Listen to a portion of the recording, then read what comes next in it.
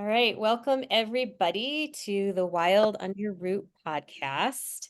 And this is kind of random. I have not done a podcast in a couple years because I've been writing a book and I've been wanting to get back to this. I'm not actually getting back to this. We're just kind of doing this random episode because this concept, this topic came up due to the fact that a movie came out about Madre Cabrini, and we all saw it last weekend. So I'll introduce my guests for this talk.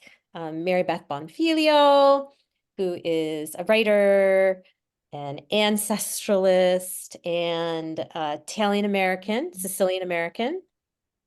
And Marybeth, many of you know, I'm sure, but if you do not, I highly suggest that you check out her organization called Radici Siciliane. And she brings groups of people for cultural immersions to Sicily. Very exciting. And she's also from Jamestown, New York. So yeah, another rural New Yorker. Western New York, yeah. Yeah. Um, and then my guest, Dr. Gina Miele, who is a professor of Italian literature, culture, and folklore at Montclair University. Also Italian American from New Jersey. And today we're going to be just sharing our critique and opinions about the movie Cabrini that just came out last weekend. So for those of you who haven't heard of this movie, it's about a Catholic nun who came to New York City, and she started an orphanage and a hospital. She actually started a bunch of things, but initially she was working with the Italian immigrant community in New York City. And she herself was from, I believe, Milan. Is that correct? I think Milan. Lodi. Italy. Was it Lodi? Lodi. I think it was Lodi. We don't want to spoil, but she ended up getting assigned to New York City. She wanted to go to China. And the Pope actually sent her to New York City for reasons that I think that was also some of the kind of began some of the like, well, what, explain why he sent her there, which they never really did. And then the movie is really focused on her, and her life and the struggles and the obstacles that she came up against in trying to help orphans in New York City. But it's surrounded by all of these cultural elements, cultural, political, social elements of the time. And so when I saw the movie, I think maybe before we go into this, maybe we should just all like sort of share our position. And also I want to say that for anybody listening to this, that these are the opinions of the three of us. It's solely our opinions. So our opinion is not meant to replace anybody else's experience. And that everybody's going to have a unique perspective as well as a lived experience of being Italian American and their own opinions about the movie. So there's going to be a full range. So I just want to say that because these are just opinions. So I'll just share that I'm a second generation Italian American, and both of my paternal grandparents were Italian immigrants. My nonno was from Calabria, and my nonna from Benevento, which is a shared heritage for Gina and I. And so my perspective is of a second generation Italian American, and I was born in 1970. So this is very relevant because so much has changed over the 53 years of my life in terms of the Italian American experience. So I think I have a unique position that maybe younger generation, and we're all around the same age. So we're all also coming from that sort of Gen X, 70s, 80s. And I grew up in the city of Utica, New York, which is as itself basically an Italian enclave. In fact, Utica had a higher percentage of Italian immigrants than either New York or Chicago in the early 1900s. So I'm also half Irish, and I'm going to speak to that because that came into the movie, but I was raised Italian American. So, and maybe you two, you have anything to share about like your perspective, where your point of reference is for this movie? You can go ahead, Okay. Gina. Sure. So my family, I'm also second generation. My maternal line came to Washington, D.C. from Italy. My paternal line came to Jersey City. So I also have kind of this two perspectives on the Italian experience in America, because while there were many similarities, also some differences in those two cities. My family all comes from Campania. All four of my grandparents are from someplace in Campania: Benevento, Pietrelcina, Sassano, and Castelnuovo di Conzo. So I have kind of a shared perspective, like Lisa said, with her. But in my career, I've obviously traveled to and studied many parts of Italy. And in fact, for a long time, moved away from my Italian American roots, right? So that I started my career as the director of Italian Institute on a college campus. So it was called the Coche Institute for the Italian Experience in America. All of my work was rooted in this experience. But then as an academic, my work has mostly been in Italian literature. And so this is kind of like a return home for me to be talking about my personal perspective on things. It's, to be honest with you, it's sometimes difficult for me to as an academic merge these two worlds. But that's how I started my career. So I'm really happy to be doing it again. Well, and thank you for stepping up and doing this with us. Thank you for inviting me. For being associated with us now. Yeah. It's a privilege. I am also second generation American. I was born in Jamestown, New York, in an enclave, really. And for a very long time, even the non-Italians, who were mostly Swedish, a lot of them pretended they were Italian. It's really funny to, somebody with the last name Peterson walking around going, Minchia. So it was very much Italian encultured. There was a lot, and there still is, to be quite honest. If you go to Jamestown, you'll sense it, you'll pick it up.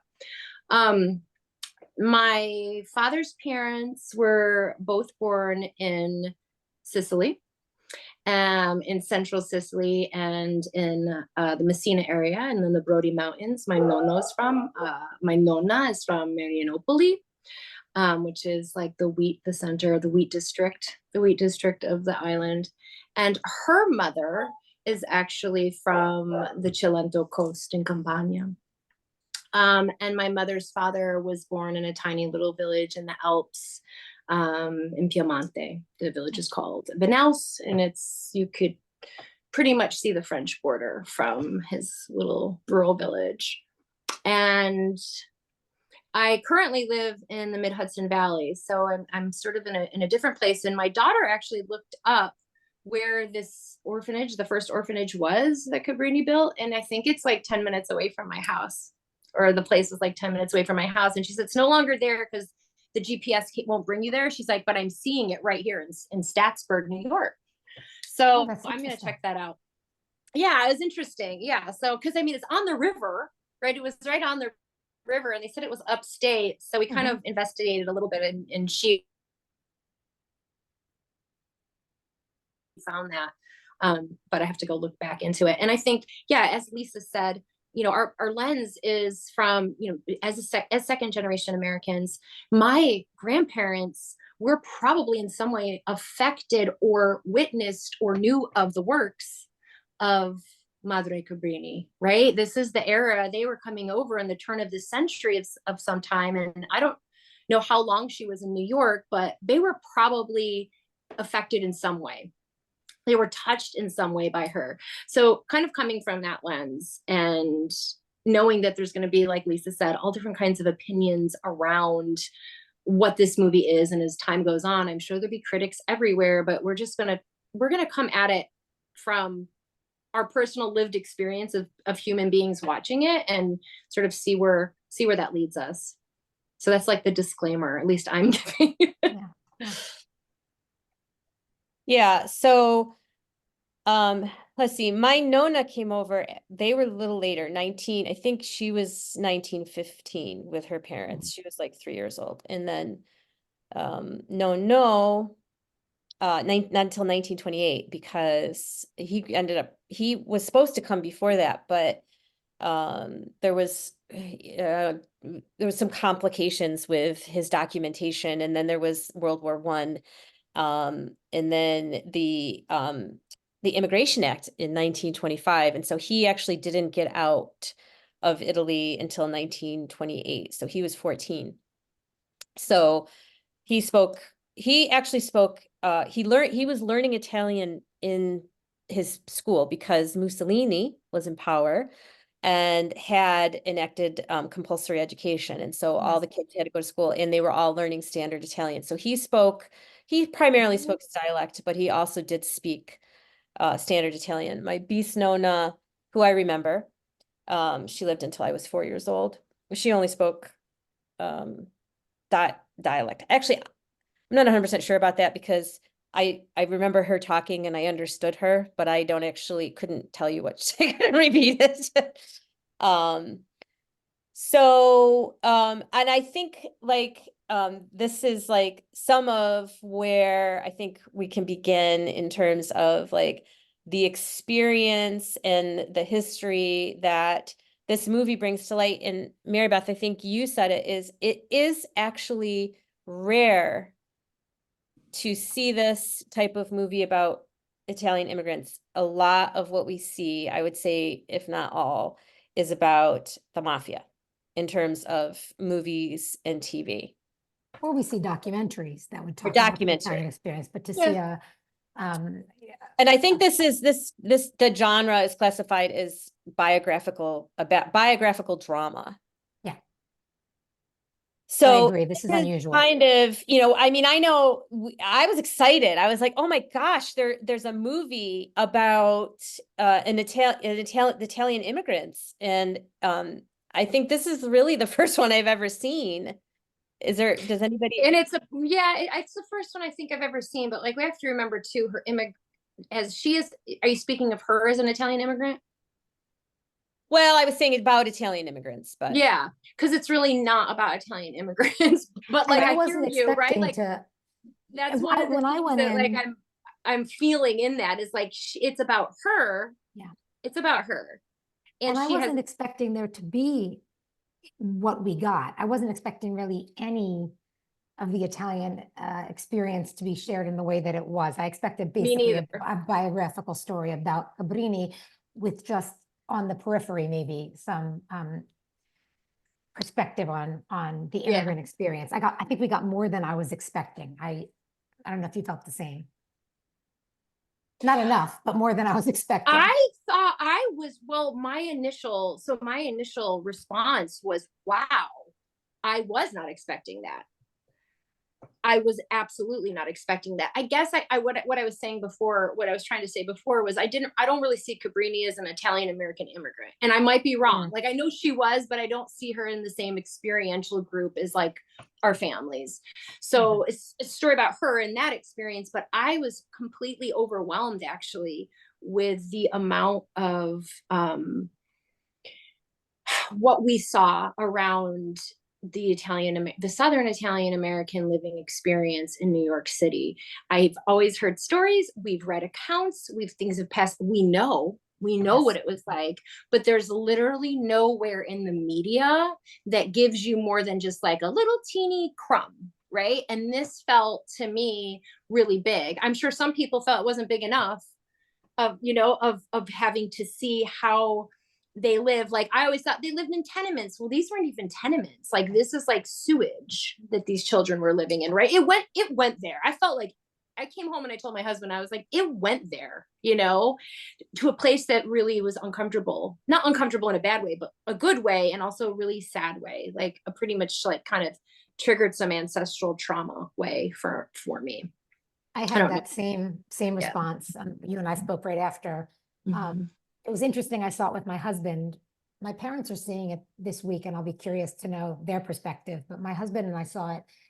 His father came over in, you know, the 60s or 70s, so he had a very different reaction than I did to it. I actually, you know, got very emotional during the film, particularly in those opening scenes with the little boy and his mother.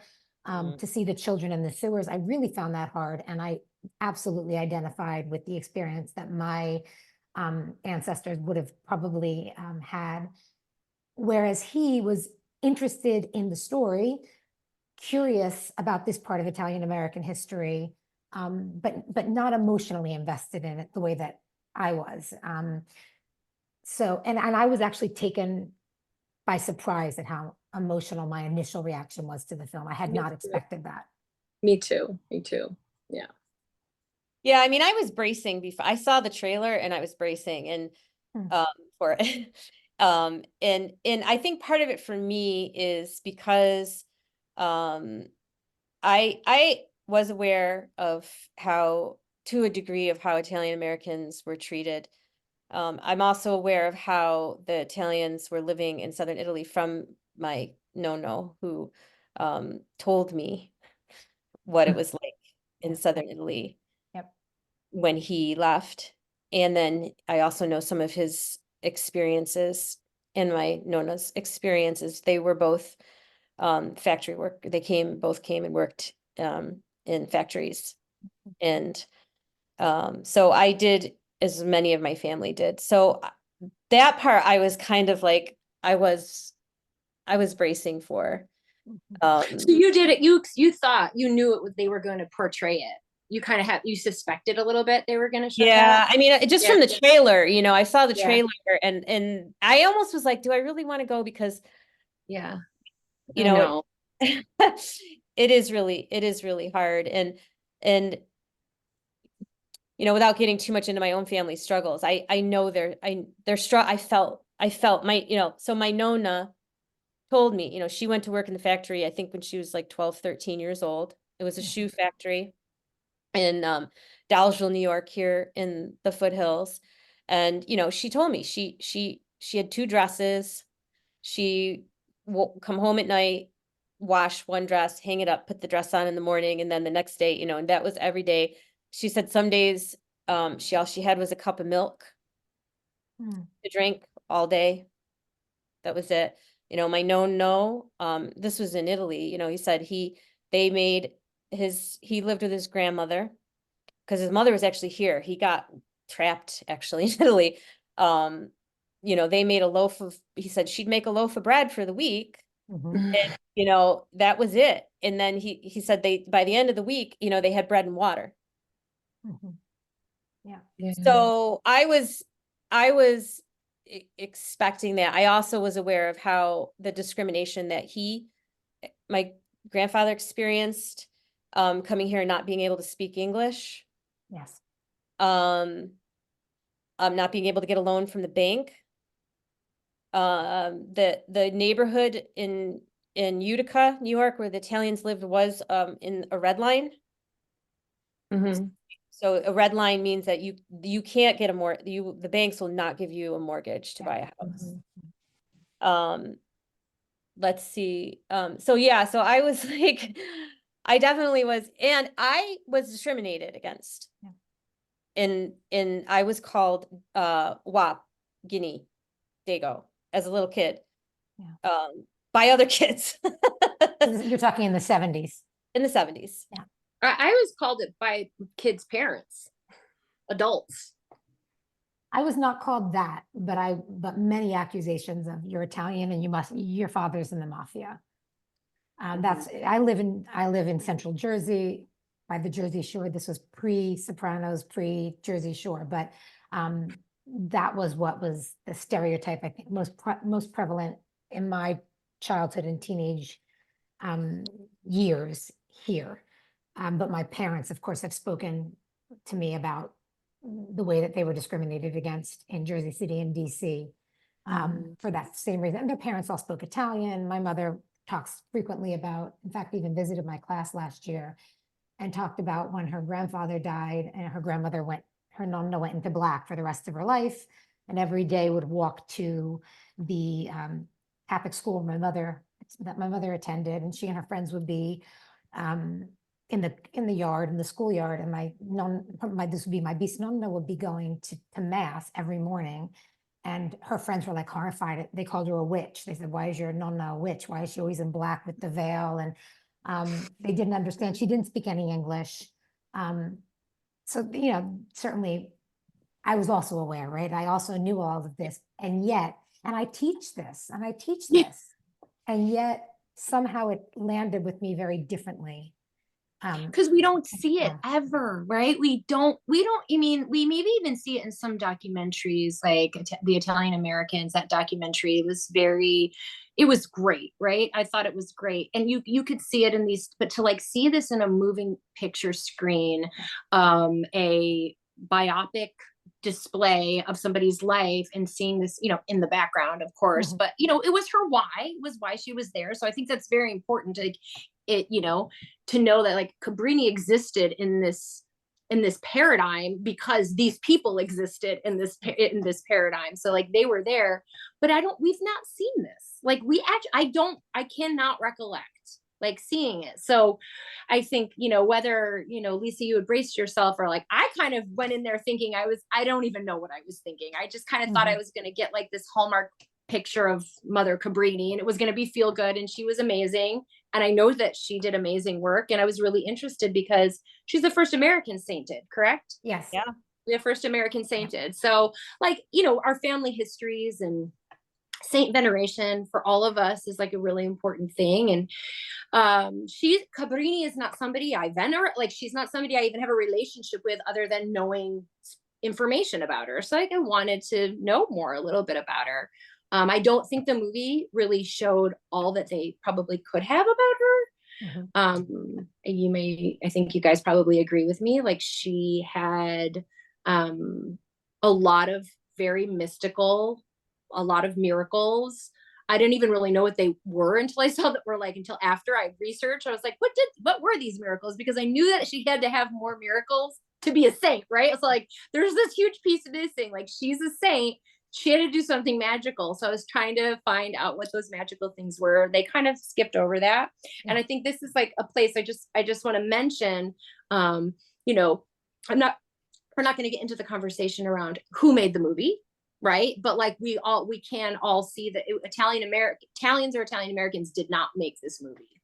And I don't think I don't know if Catholics made the movie or not. I don't know if we kind of determined that or not. But so it's just important to know, like, when somebody is like making a movie, who's making the movie, what's their lived experience? Are they researching to make a movie, or do they have like lineage storytelling, cultural storytelling? And also, I think to appeal to a mainstream, maybe they needed to leave that part out. I don't know. Yeah. And I think, I just want to just step back one bit, just to say that part of why people don't know this history, there's a few reasons, but one is Italians are white. But that was not always the case. And so that's why there's like, this is like, so it's like, okay, we're in delicate territory here because, for one thing, we don't want to take away from the experience of people who are not white, who are not considered white now. And so we have to be really careful as people who have been racialized as white. And also people who are suffering with immigrant experience. Yeah. So like, but I think we also have to look at how that happened, because I feel like this is an important function of whiteness and white supremacy. And I think if you take the Italian American experience as this liminal group that, and they say this in the movie, they say these brown-skinned people. They do. Yeah. Right? And a lot of Southern Italians are brown-skinned. Yes. And their ancestry comes from all over the Mediterranean, including Africa and the Middle East. So they were different than some of the other recent immigrant groups, and they did touch on this a little bit, Polish, Irish, who had also suffered discrimination, but it was a little bit different, and they did touch on that. But then we also know that through time, and so just in, and I think, Gina, we were talking about this before we started recording, you know, in the last 20 years especially, but since our generation, which is like Gen X, 70s, until now, the more recent generations are living a completely different experience as Italian American. Right. And Gina, maybe you want to talk to that, like as a professor in the And as a mother, you know. I have a question. Can I plop a question before Gina gets into it, Lisa? Yeah. When you had said this is like a function of white supremacy, you're speaking of the erasure of this particular history, of it being kind of like, what do you mean by that? Well, first of all, you know, we know that whiteness decides who's white. Absolutely. Yeah. You know what I mean? And like, and then, you know, and it creates a power block.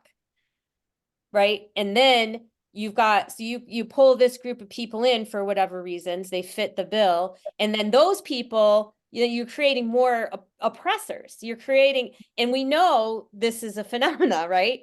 That, you know, that it's sort of like there's this ladder, there's a hierarchy. And so it's like you put these people here, they're pushing down on the other people now. You've got more people to push down on. And so it's like so it's like if, for instance, if Italian, so I always said this, like, okay, well, I don't want to get into politics too much, but if Italian Americans did not identify as white, what would be different in our culture, in our politics, in our public policy, and in this solidarity between groups? Well, and it had to have been a collaboration between that, because we had to accept the white. At one point, we had to accept the whiteness, right? There had to have, like, we didn't push back hard enough to say, like, no. I say we because, you know, well, and we know we didn't push back. And I can't remember. I just saw a meme, and I'm thinking it might have been, I don't know who said this. I saw it go through my screen that said, whiteness is like the heroine of our society. Yeah. And I'm sorry, whoever you are, whoever said that, it was a meme that went through and I thought about that because and I think this is another, like, if you like open this up, you can see the desperation that these people were in. And then it's like they wanted their drive for power. Of course, yeah. To get themselves out of this position. It's a human drive. Like, it's like a human drive. And Marybeth, we didn't push back either on the erasure of language. And my grandmother remembers very clearly being sent, as she came over as a child.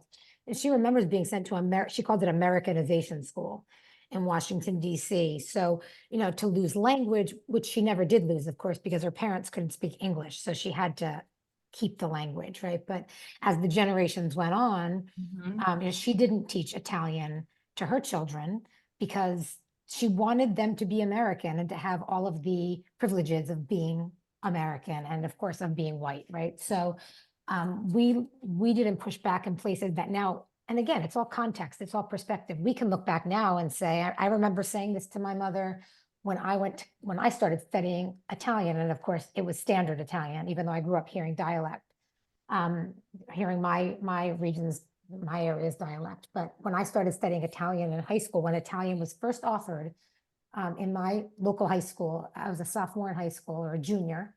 And I said, why did we lose this? Why am I now having to relearn a language from scratch that, and it's not even the language my family would have spoken, but it's standard Italian from Florence. Why am I having a generation later? How could it have been lost in one generation? And it was lost because I of know. one Because my generation. no got beat Yeah. up That's because he couldn't speak English. He got beat up. that's it. Said I learned how to Well, yeah, my dad too, in the nice Catholic school with the nice nuns, the nice madres in the in That's the right. school. They were probably also I don't. They had to have been Italian too, but they were like they were basically like, we got to train this out of you. If you Yes. want to succeed out there, you're gonna get hit with a ruler if you speak, Sicilian one more time. Like he said, like he was just like, and then I'd go home and my mom would only speak Sicilian, and it was very confusing as a kid because he was like had to like live in these two different.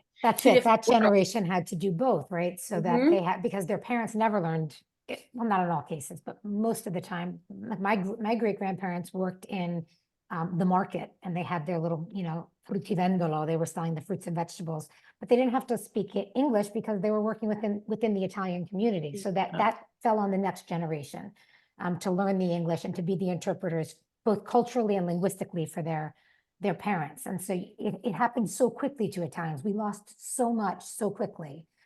So I think this is a good, so this is a good segue, but first, the other part I wanted to just respond to your question, Mary Beth, is, and then yes, the assimilation and the erasure of our own history. Yeah. So now, so it's, and I've always said this, it's like we get American history. We don't get our history.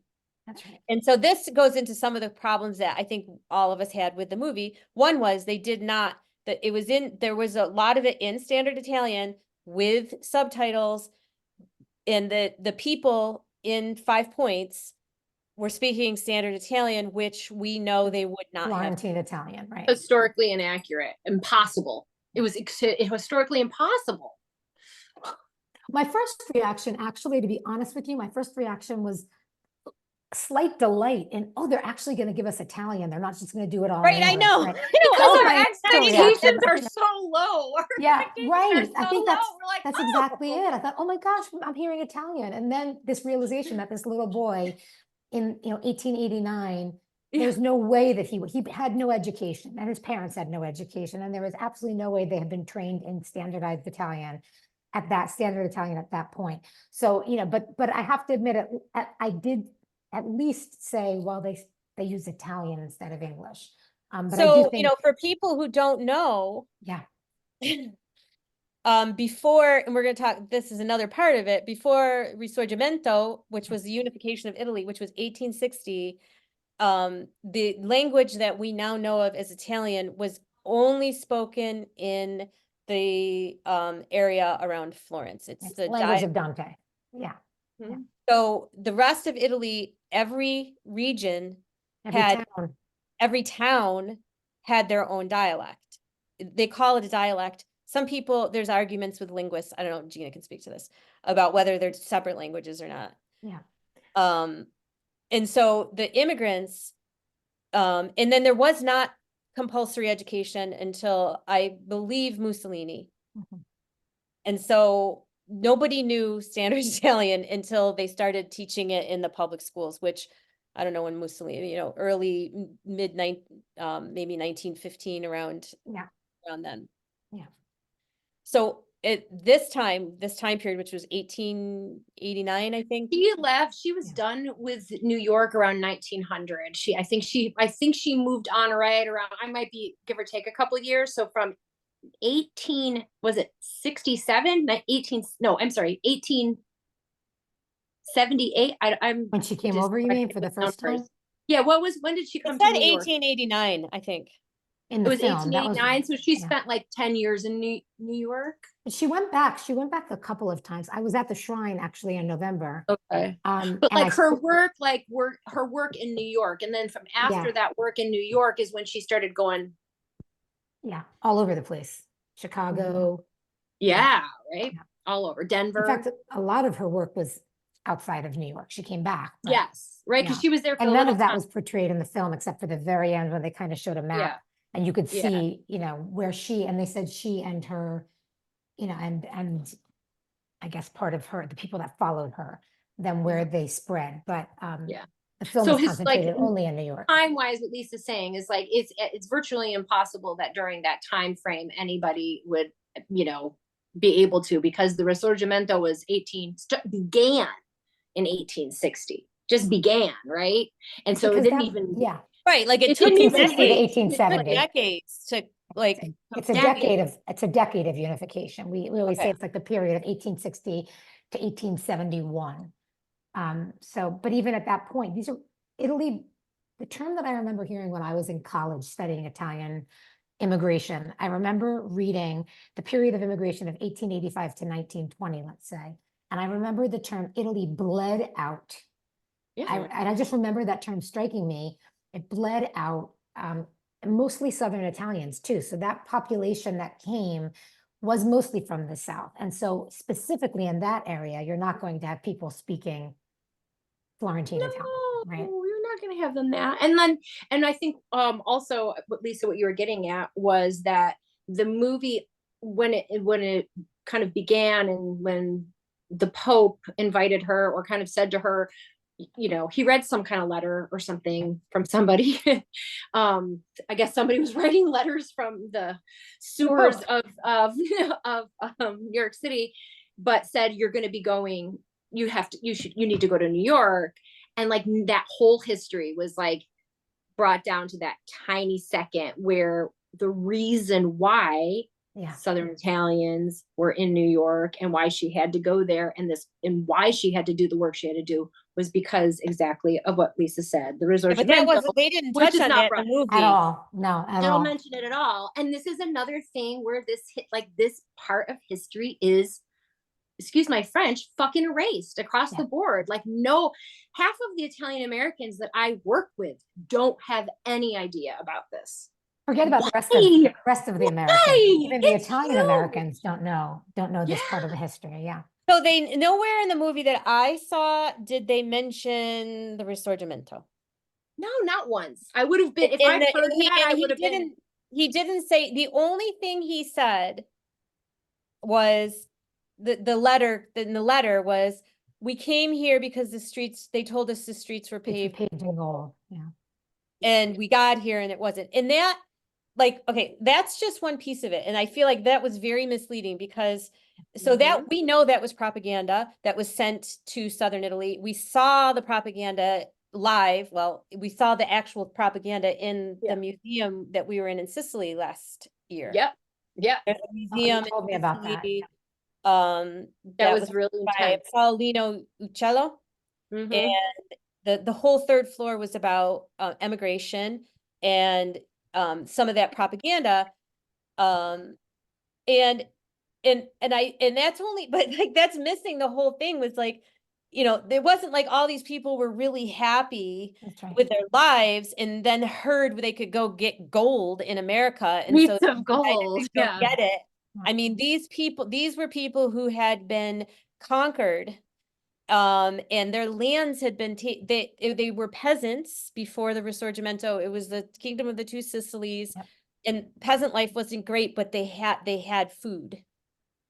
They had food and they had land that they had been tending to for generations. Yes. And they were able to eat off the land that they had been tending to for generations.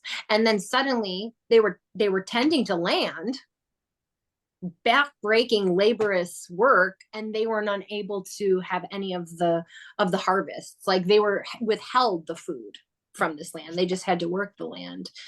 And I mean, like I would go further, and I might get in trouble for saying this, but I have read, different historians have said that it was a straight up colonization. And that is something that nobody wants to say or speak of, because this whole area, it kind of, the language was taken away. The food was tried to become a little bit like, a more of a national sort of thing. That might have been more towards Mussolini, but still, like, land was taken, language was taken,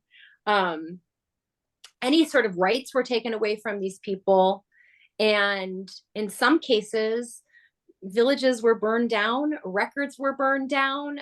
Well, they were imprisoning people, the Briganti, so there was resistance. But even like children were considered briganti. If somebody was like, tried to fight back, so like the briganti, right, are like, it's like, I don't want to compare it to things going on right now, but if you're associated with somebody in your village is briganti, and all of a sudden everyone's briganti. So a 12-year-old little girl is briganti and she can get shot dead.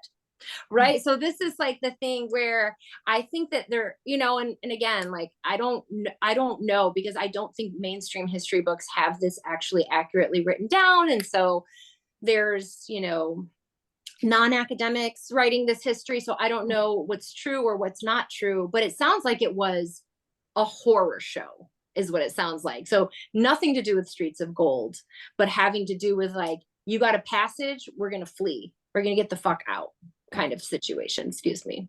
And so they didn't, the actor in the movie says, well, there's, I don't know how many million Italians in the United States, you have to go there, but they never say, why?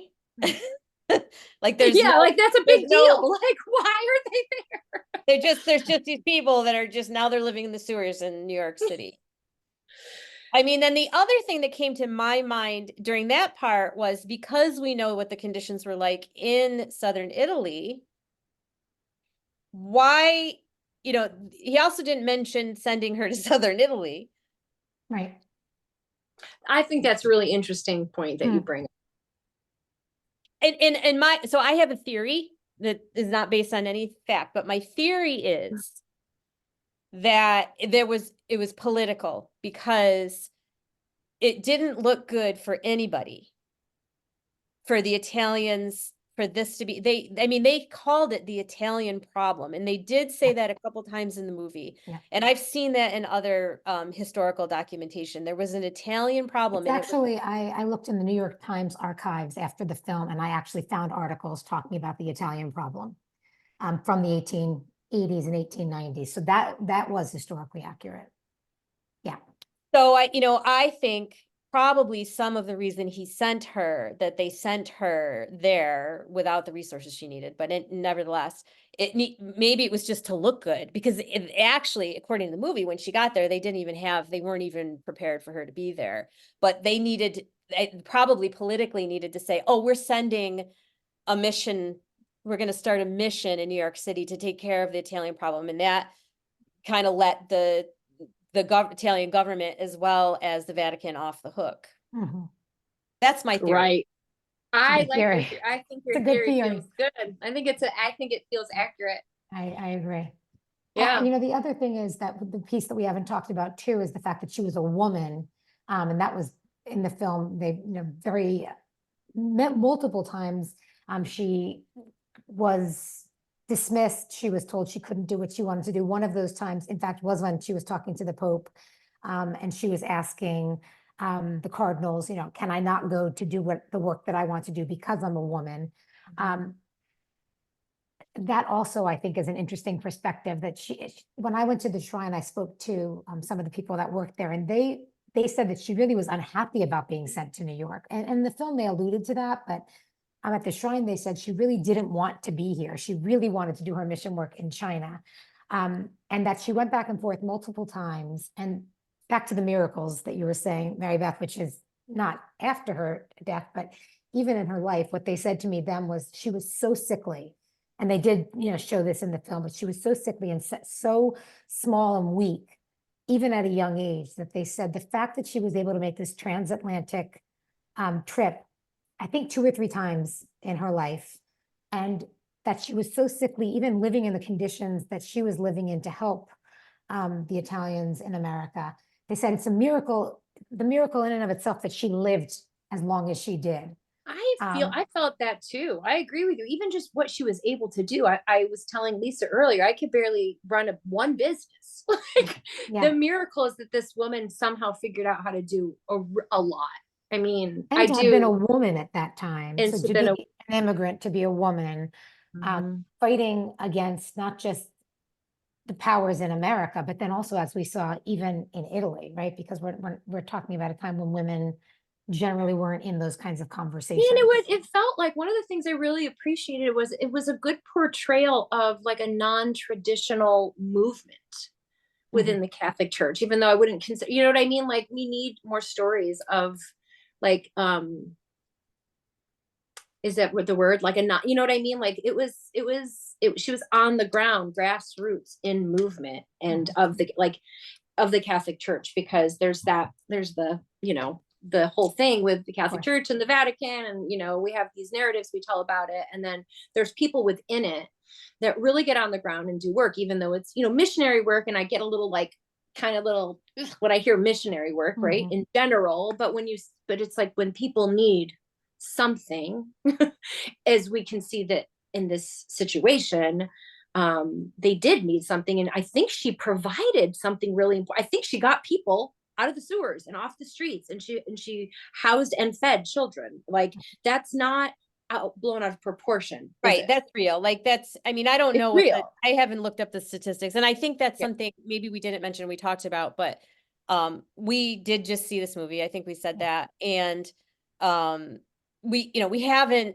not experts on, nobody is an expert on Cabrini or her mission, or so I don't know the statistics in terms of like how many, I don't even know if they ever had them, but she did help, she did feed people. And she did start she started a hospital. That's and they huge. did show, you know, they showed in there, the kid brought his half dead mother, almost dead mother, to the hospital, and they said, we don't treat Italians here. And so she did build a hospital, and then she did take her mission. You know, the one thing that and I don't know if she actually said this or if this was just I don't think this was a quote, but they wrote it into the movie, and it did strike me for a few reasons. But she said, I don't remember exactly what she said. She basically said, you can either live from your wounds, or you can live your purpose. And that really struck me, where she was saying, you know, I know I'm limited, and I could easily, and I mean, I know I felt this way, you know, we all have our limitations. I don't have, you know, I'm not severely ill, but, you know, she was saying, I could either be, you know, spend my time convalescing because I'm of weak constitution, or I can just do the thing that, you know, probably to her, God told her to do, or God wanted her to do. And initially that struck me as, you know, yes, you know, that, right, like she was making a choice between contraction or expansion. Any thoughts? That's why she's a saint. I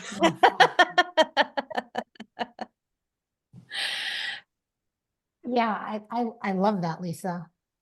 So I remember that line, Lisa, and I was very taken by it. I was like, wow, that was so potent, with like 6 words or however, like one little sentence. It was really potent when she said that. And I don't know. Yeah. That line, and what about the line? And what about the line, can either of you remember exactly the line said about New York was built on the bones of its immigrants? To me, that was the line that encapsulates, for me, these 2 lines are 2 of the most powerful.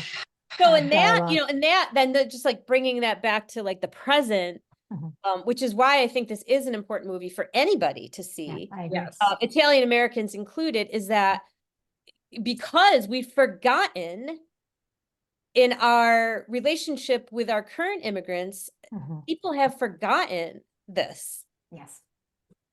That we were in that, you know, many of us were in the exact same position that our current immigrants and refugees. That's right.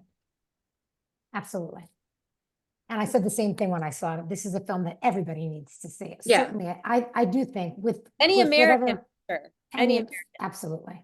Any American, and for many, many layered reasons, right? For multiple layered reasons. And like what you're saying, Lisa, I think is one of the most important ones, is like, look at this, especially for Italian Americans. I mean, there is definitely a population of, probably a pretty large population of Italian Americans who are you know, anti-immigration here, you know, and to remember that, like, I know that there's sort of this like talk, or there's this an excuse of like, but we were legal, Mhm. you know, and it's like, yeah, no, like it's actually not very different from your, you know, grandparent situation or your great grandparent situation, that what people are needing to get out of now to be somewhere that has some security and safety.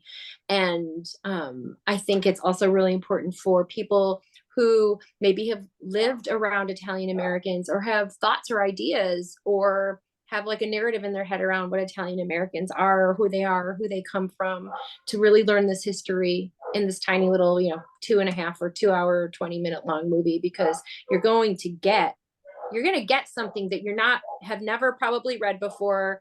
Yep. You've never seen before. Like I've said a million times, like I have not heard the word Dago so many times in one sitting in media. And when you Not once. hear They it, like, they went there.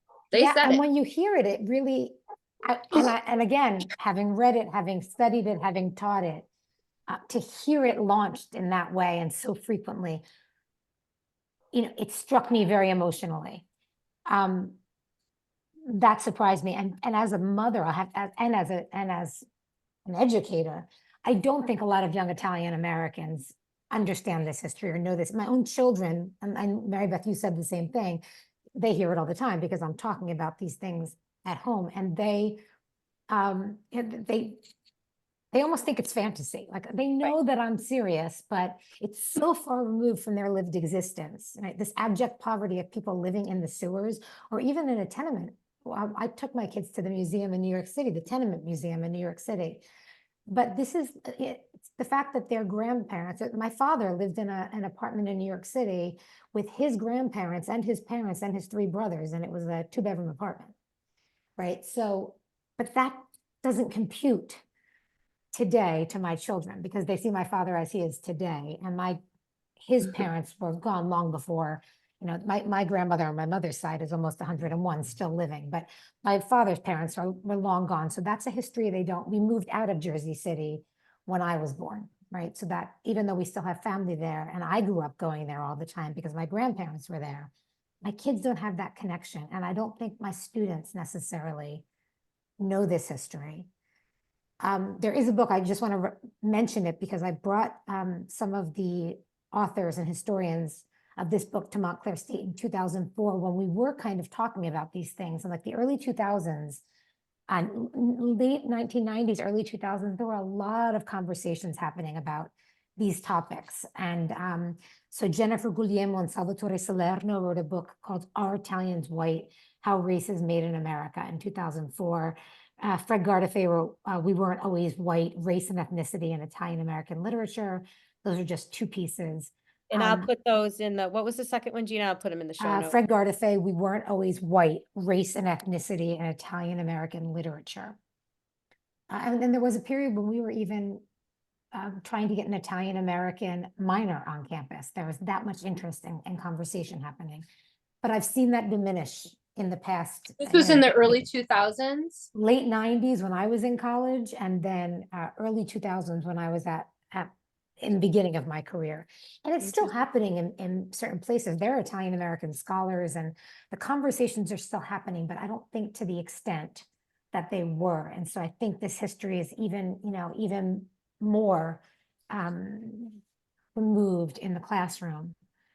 And I So, think I it's an mean, I important think one. the other thing about the movie that you kind of are touching on, Gina, is that, and Mary Beth, you said it was about Madre Cabrini. It wasn't really about Italian Americans. It was about her, but they did not show, they showed the children in the streets and the sewers and stuff, but they didn't really show much else about the culture. Like we didn't That's see right. how people were living, and it would have been nice to see, but obviously it was probably outside the scope of what they were trying to do in this movie. We saw the orphans, so because of that, we didn't see families. But we didn't Right, get to go inside a tenement we and didn't see see. anything else about Italian I American. think they could have developed the characters that were surrounding her, the immigrant characters that were surrounding her, and her other sisters. Because I was like, her sisters were just like silent sort of shadows behind her for the time. I know that she was in the spotlight, as a writer, and like a storyteller with the written word. And I'd like to like see a little bit more of that. And I don't know why they didn't do it, but like I would have appreciated some more definition in some of them, even like in a few of them, so that you kind of like, because you are who your community is, right? Yeah.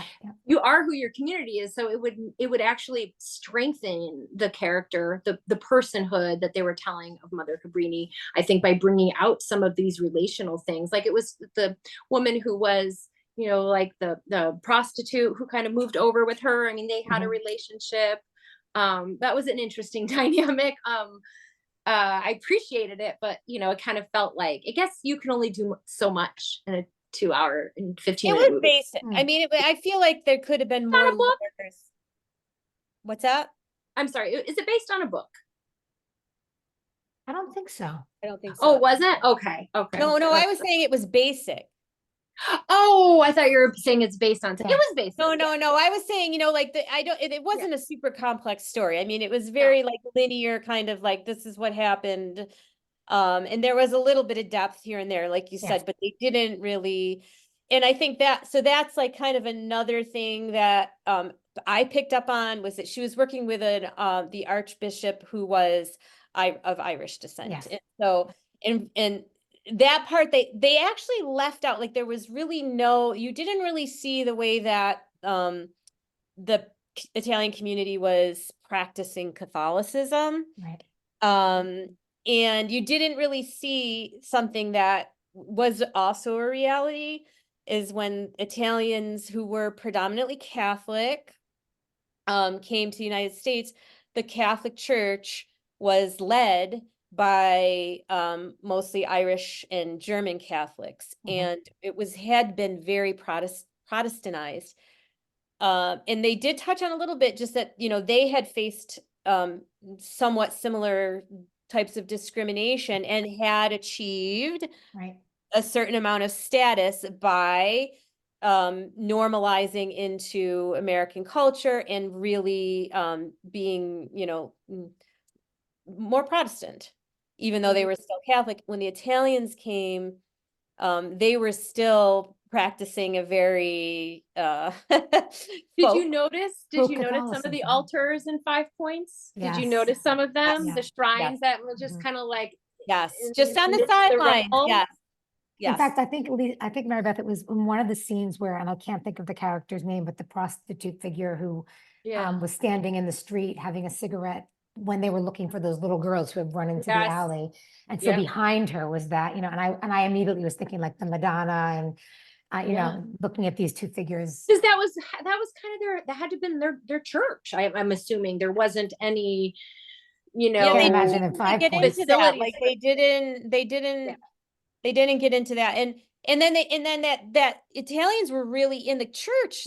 They were discriminated against because of the way that they practiced their Catholicism, to the point where they were put in the basement. Their services were held in the basement.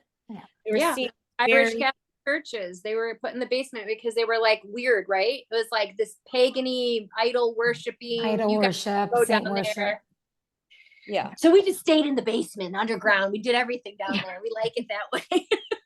We still like it that way. Yeah. I think that was a piece of the film I wish had been had gone a little deeper, only because, like the three of us were talking about, I grew up really steeped in that culture of the saints, and because she is the first American saint and the patron saint of all immigrants. I would have loved to have seen that developed a little bit more. Even at the end, I would have loved to have seen them talk a little bit more about her beatification and about, where she is now. Lisa, I know you're really interested in that too, that they said she was buried on the Hudson as she predicted, right? But in fact, right, but she wasn't buried. But that part did strike me as well. It's like so okay, Mother Cabrini is a mummy.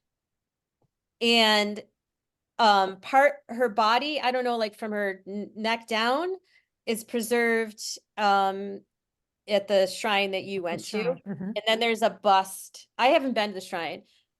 Gina, you can maybe talk about that. And then her head Yeah. is Where at is her head?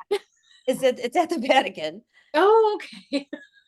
And they didn't I didn't mention. know that until you said that. Because Okay, when I was there, you know, she's encased in glass.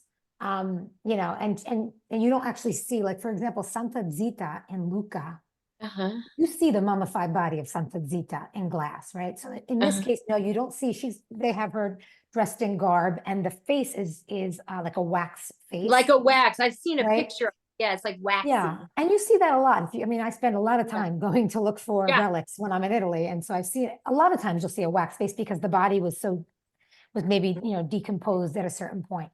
But in this case, so there's the wax, and then you don't see any of her mummified body like you would in other places. So I didn't know until Lisa said it that, in fact, the head, and I think it's St. Catherine of Siena, if I remember correctly, that also has the body in one location and the head in Rome. But Lisa, what did you learn about why her head was in Rome? Do you get I don't, well, that was one of my, that was one of my, you know, extended questions was, now, what are they doing? But I don't know what the reasoning for. Maybe they argued about it and they're like, okay, you can have the body. We just want the head. Yeah. No, I mean, I don't know. I mean, that's a point of curiosity. Like, is that some type of Right. sacrificial? I don't know that they would take the head. But it did strike me that they did not, the movie just said she was buried there. And I was, Buried, they said. and then, you know, she wasn't, and her shrine is there. And I mean, it would have been nice if they had said, you know, there's a shrine, you can go, And in you know. fact, they still do charitable work. So it's still a very active organization, which and just to Yeah. speak to the extent to which she as a figure has influenced. And so they're still catering to the immigrant population in New York today. And so right? that I feel like would have been, because, you know, the stuff that they had at the end, you know, because it's like, what is you know, so it's like, what's the relevance? And I Mhm. feel like this movie is very relevant in this case where we are, you know, there's a lot of people who have immigrated to the United States that are living in substandard conditions that are in need Yeah. and are in the same position, dealing with the same power dynamics that keep perpetuating themselves. So the Cabrini organization is still active. So there was a school, there's the shrine, and then right Mhm. next to the shrine. In fact, when I was there that day, there were people that were coming for medical services and to get clothing and things, dropping off clothing. I saw some people bringing donations. So it's really right next to where you would go into the shrine. Okay. I was there only for, you know, an hour and a half. So Yeah. I'm curious to know more as well, but they did tell me that it's a very active organization. Okay. So the other point that came in our discussions was that that Mother Cabrini is not without criticism herself. You know, things that we don't know, but she was from Northern Italy. She was a missionary. There has been some discussion now from this movie and in the past that she may have been prejudiced herself towards Southern Italians. So for those that don't know about that history of the issue of the Mezzogiorno in Italy, just this idea that the North was the industrialized, wealthier part of Italy, the South was the agricultural. And there has historically been challenges and discrimination in Italy, right? And so because most of the immigrants to the United States at that time, the time period we're talking about, 1880 to 1920, were Southern Italians and, you know, Sicilians, Southern Italians, that Mother Cabrini coming, first of all, just from a position of already she was in a position, elevated position with respect to these people because she's part of the church, right? She's living in a monastery. Her life is very different. But then, in fact, coming from the north, that she may have carried. But I have to say that though I've seen suggestions of this and I've heard people talk about it, I have yet to see any documentation about it. So I can't speak with any. We're waiting for the documentation. Yeah, yeah. But I'm Well, interested. It wouldn't, it's not far-fetched, right? Knowing the history that we know. Well, I Right, mean, because that that- far-fetched with we know missions are they're notoriously Right. prejudiced against the people that they're they're missionizing. helping.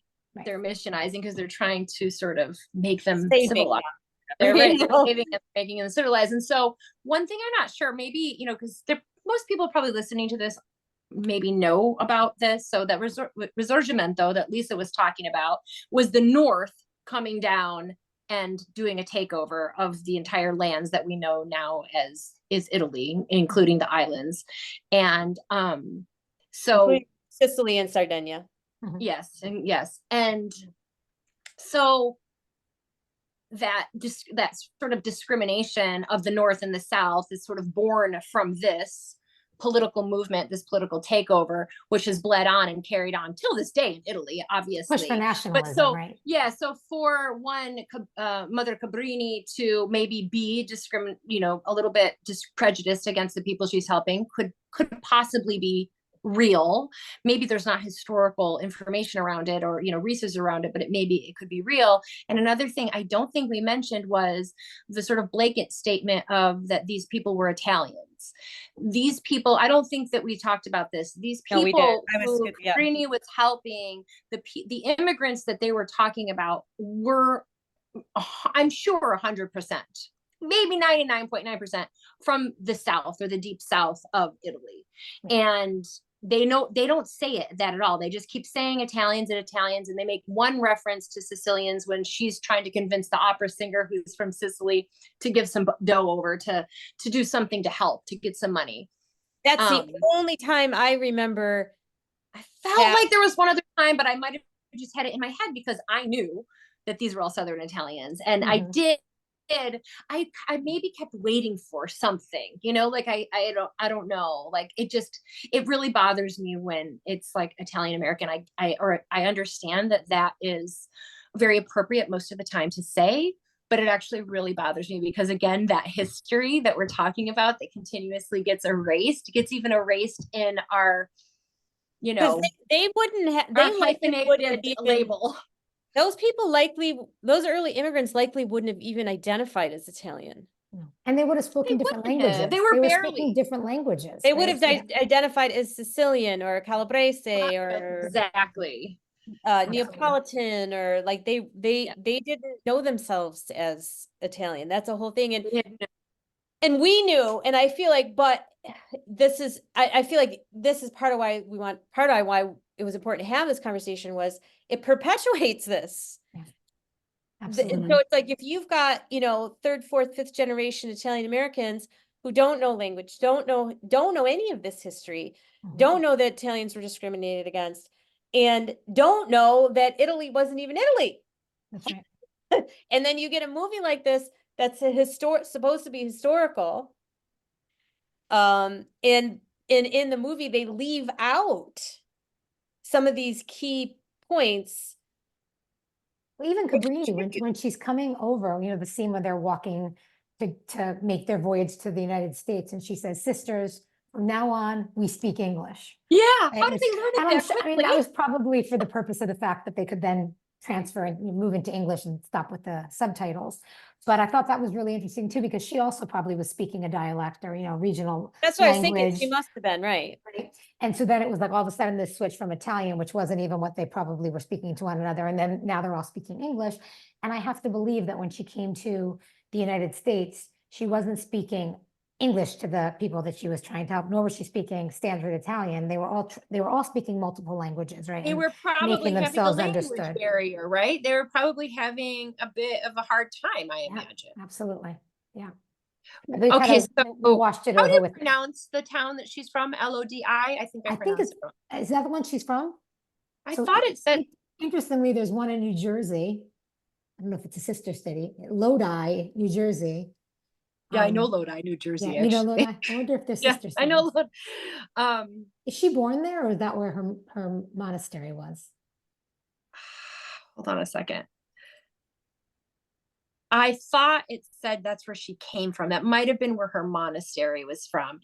Okay, so she was born in Sant'Angelo Lodiano. Okay. Lodigiano. Yeah. Yep. Lodiano. Yep. Where is that?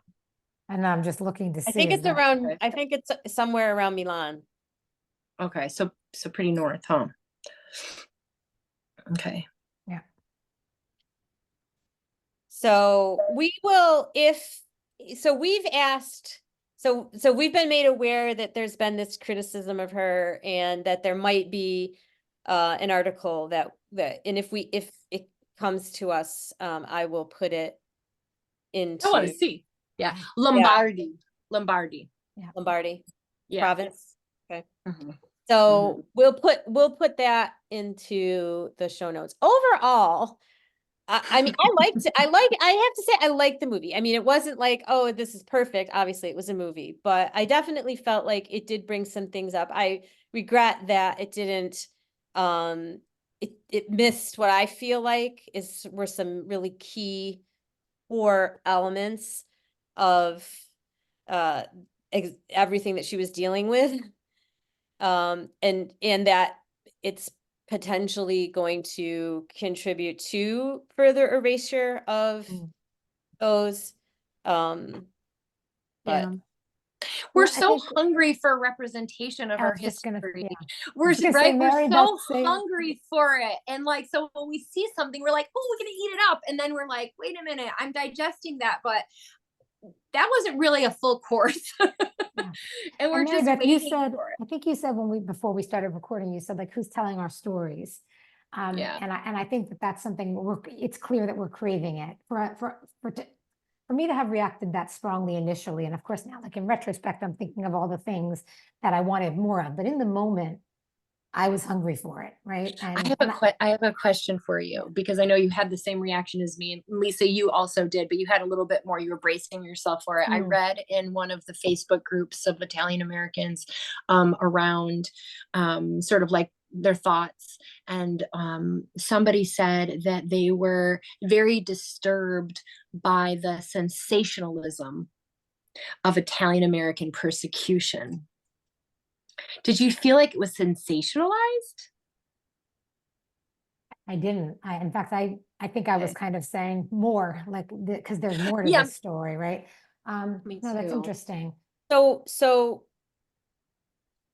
what do they mean by I mean, I understand what sensationalized means, but they like Did they give specific? Yeah. Did they give? Was it the No. scene? No. No, I think they mean the sensationalization. Is it possibly like, like it being like big, like it's like, wow, Like deliberately pulling how on heartstrings? Is that? right, like, okay, so like, well, I don't even think it's about pulling on heartstrings, but like when there's certain things that sort of happen that are bad to populations of people, a lot of times they ask you to like So, like, not share those commodifying histories it? of, huh? Yeah. Commodifying it, kind of? Mm. I think sensationalizing it. Like Yeah. it's a sensation of like, look at how awful they were treated. So I thought that was interesting. I read that because I didn't necessarily think that, but like I'm really checking myself, and like am I being drawn to a sensationalism of my own culture because I never get to see it. So like give it to me anyway, and I'm going to like eat it up. Or it wasn't sensational. I don't think it was. I think the only reason maybe it could have been seen that way is because I do kind of think the whole movie was a little bit, it's Hollywood. Of So course, in yeah. Hollywood, there's a little bit of this sort of drama and everything. And even Well, like, it wasn't a documentary, right? It was Right. not a documentary. It's not a it's a documentary. movie. It's a Even movie. Cabrini And herself was they're sensational. trying to sell movies, and so they want. I mean, we have to. That's like a big. Movies are sensational. They're Aren't right. they? Movies are sensational, you know, and Yeah. again, that's probably why they chose to do the things that they did, and probably why some of it is not historically Accurate. accurate. You know, I think more for me that, like, in terms of, like, you know, when we sensationalize things, you know, whether or not it was okay, maybe, you know, but when we sensationalize things or glamorize things like that, I do think, particularly because the positionality of Italian Americans in the United States as white, as having the benefit of whiteness right Mhm. now, that we do have to be careful Yes. about perpetuating the idea of, like, oh, look how terrible you know, all right, I'll Absolutely. say this. Okay, I can say this because I'm half Irish. I tell you, it really bugs me that anytime you talk about, you know, well, the Italians were discriminated against, some Irish bloke always comes at me with, and so are the Irish. And I'm just like, all right, come on. You know, like, we don't want to do that, right? We don't want to say, you know, we know that there are people, marginalized groups in the US right now that are suffering. And Yeah. we don't want to be in the position of saying, oh, so were we, right? Like, Yeah, because right. we have to acknowledge that we are no longer in that position, and that Yeah. we have benefited from Absolutely. no longer being in that Right. position, and that we continue to. Yeah. This is in That no way said, like this is who we are. No, this is who we were. This is who our Right. grandparents. This is what our like. I don't live that But world anymore. no, I no, have it's I all don't the have important. that, benefits. right. And like we're saying, our children and our grandchildren are Are living with completely different conditions. The point is knowing your history. Knowing your history and also being able to use this as a way to look compassionately upon Right. strife that others are today experiencing. I think that's also the lens that, for me, Yeah. that this film, Well, and these the can reason, be doorways, right? These can yes, be doorways into, even though we can never fully understand somebody else's experience, yeah, it can Well, be it's also doorways into our humanity, doorways into, you know, understanding what it was like for our people is what it was like for other people who are also human beings, and it humanizes others, I think, yeah, potentially. yeah, and I think that like learning the history of whiteness and our own personal history of whiteness is and learning how to be in some ways learning how to betray that whiteness is understanding the history of that transition mhm, between who these folks were, who you know, to who we Because are this now. is still operating. The same wheels that were turning It's still for happening to other the people. Italian Americans are turning. They haven't stopped. mhm, Right? Absolutely. This project is continuing, yeah, and it works Yes. very insidiously. And so when we ignore this or forget it, then we're missing a function, and it's operating unchecked.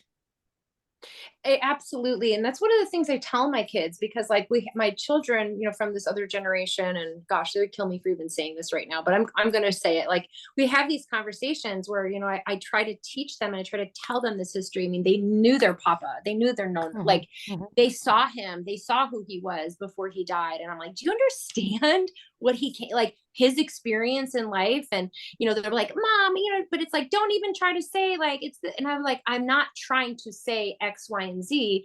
I'm trying to open up the history to you so you can recognize when you are out in the world where you see it being replicated. And then you go in there and have like a deeper ancestral lived experience of it to understand that like, not again, like this is our work in the world to like, to literally confront it everywhere you go. And it's really hard to sometimes confront it. And I'm not sure about the ways people confront it when they're just like, I'm white. You know, I'm a mhm, shitty asshole human being. I'm white and I have no history and I have no culture. I'm just a white person in the US. Well, mhm. where are you leaning into where are you leaning into like grabbing threads of like ancestral, like learned behaviors and histories to have more compassion or more empathy for people in the world? If you're just like, you're just landed here as a white person doing white people things all the time. Like, Yeah. it And really, there's that also really is just, that's just a story somebody told. That's not true. And it's so interesting that you're saying that because so many, people are looking for their roots, right? Their ancestral roots in Italy, which is completely understandable because we were, ripped from that land. But I don't know if there's as much delving into the history of what happened right here, or who their people were. You need that step in order to then go back, right? You need to kind of be doing I both. think a lot of people, and this is, being said sort of just very, it's you guys and I guess whoever else is listening, but I do have found a lot of people with their history here was so traumatized Painful, yeah. that it's painful. Yeah. And a lot of traumatized people are assholes. Mhm. And so I've met a lot of people in the work that I do who kind of want to move past the history here, and they want to find something a little bit more healing there. And I'm not saying that that's the right path to take. I'm not putting any judgment on it. Everybody has their Yeah, own but it process. can end up being a bypass. Sure, absolutely. Or you can come back in there and understand better who your Yeah. people were. I Right. don't think it's linear. There's So also some No, trauma it's there not. too, right? There's trauma there's in definitely both. some There's trauma in there. both. Oh, that's the other thing. I know. You're not going to get away from it. You can't run away from it. Yeah. I think the work is to be done, however, whichever path you take and however But the you're going more back we and know forth. the more we know Right. ourselves, good, bad, ugly, indifferent, all of the things, Absolutely. where the more, and it's a practice, it's a process. I'm still working on all the time, but the more of a benefit the more able we are to be to step into the work. Yeah, I mean, I'm sitting here second guessing what I said at the beginning of this episode when I said, the personal and the professional. And I'm thinking about it right now again, because there was, of course, there's trauma, right? So for me, I started my interest in it, in my Italianness came to me because of the strong line of women, that I grew up with. But there was a point at which I went, yeah, I'm going to leave this alone now. And let me go study Dante. Let me go study Boccaccio. Let me go. Mhm. And I mean, I don't think I would have at the time recognized that as anything other than I want to know the literature of my people, right? High literature of Florence and I do think that I probably did the exact same thing that I'm talking about. I bypassed it for a little. I really studied it hard. I really threw myself into it. And then I said, Yeah, but okay. look where you landed, right? Yeah. So, and honestly, Dante is pretty awesome. Of course, but I do think that there was this moment of kind of, I need to step away. There is a lot of pain and Yes. trauma when you delve into this work. And I think that's what came up for me initially when I saw the film. Because I did put myself, in the shoes of my immigrant ancestors. And I think that, but at a certain point, having done that for so long, I did kind of make the jump and say, well, let me just stay over in Italy for You a got little. to push back a little bit sometimes to survive. You got to be like, I'm going to go over here for a little while to survive. I mean, I did it in my own way. I think we all probably do that in our own way. We have to find something else. And somehow, I mean, sometimes it's triage, ancestors just bring us back. Yeah. When we're ready, I feel like the ancestors do bring us back. Like when we can handle it, my 22-year-old self couldn't, had to leave, and finding YouTube for me was really a big part of that. So I've told this story, but I only went on to Instagram or social media during COVID because I wanted to have contact with my students. And I found this, I'm not a big fan of social media, but finding YouTube and some of the other people in this community has been a portal or a doorway for me to step back into it and into kind of this integration of selves, right? And I think that's why I think the work that you both do, I'm so grateful for it.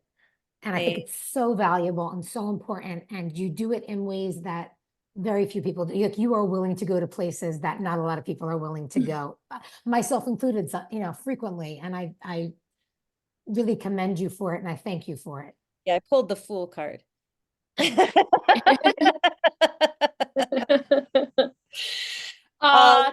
Well, Gina. thank you. And I just want to acknowledge both of you.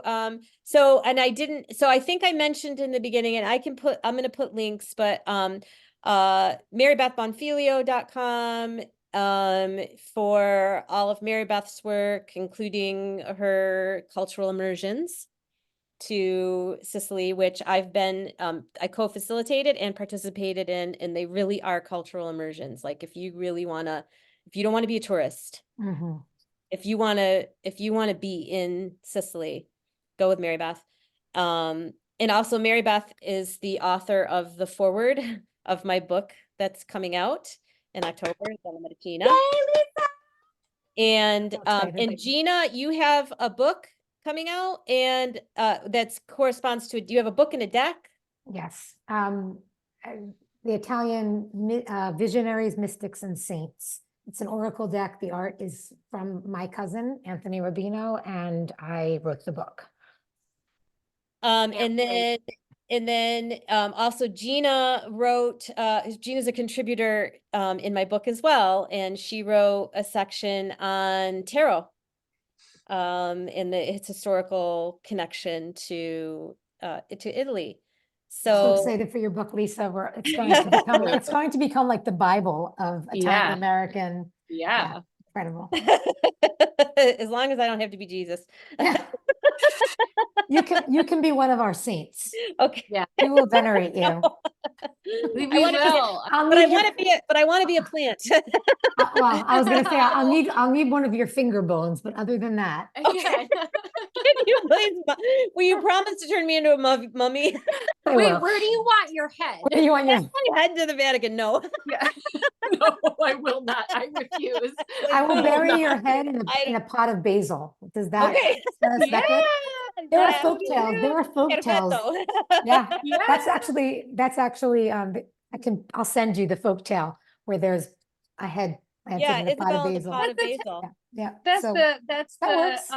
Testa de Mori, right? Yeah, There yeah. was the basil. Yeah. there are actually multiple tales with that. So There are. that's a good compromise, Lisa. All right, I'll do it. Well, thank you. And thank you, everybody. I will have links in the show notes, and yeah, and we'll see you Keep all. the conversation going if you're listening to this. Conversation going. Okay, ciao. Thanks, everyone. Ciao. Ciao.